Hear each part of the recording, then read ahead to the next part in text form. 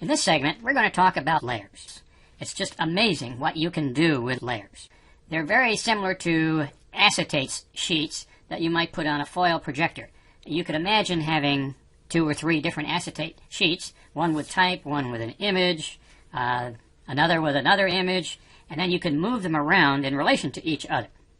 Well, it's the same idea here, except 100-fold, maybe 1,000-fold. It's just amazing the effects you can give to each of those layers. You can make them darker, lighter, bigger, smaller, rotated.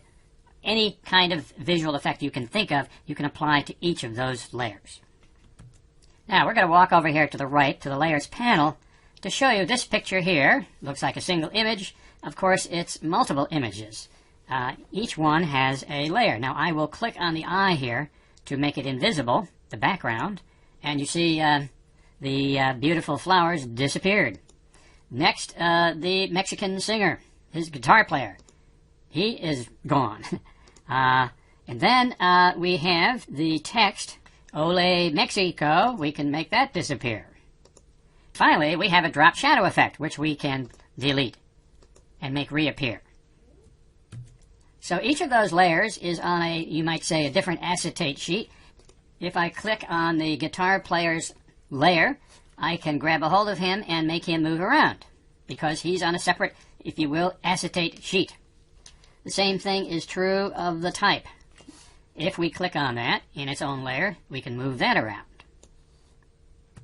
I have also added an adjustment layer in here. You see over the brightness and contrast layer right here. Now I've added a brightness contrast adjustment layer in here.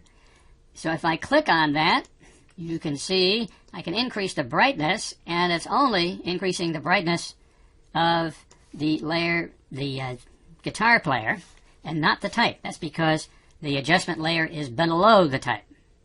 Now if I bring this down one more notch and try to adjust it again, you see I can affect the background brightness, but not the guitar player. That's because it's underneath the player and above the background. Now, let's take a look at these adjustment icons. Brightness and contrast, the levels, color levels, curves. These are concepts you'll get used to. Exposure, which is just like a camera exposure. Hue and saturation, color balance. It's a whole range of things, and each time you click, you add a new layer. Here we are. See, there's the levels. And you can change the levels here, and you see the effect. A huge range of controls.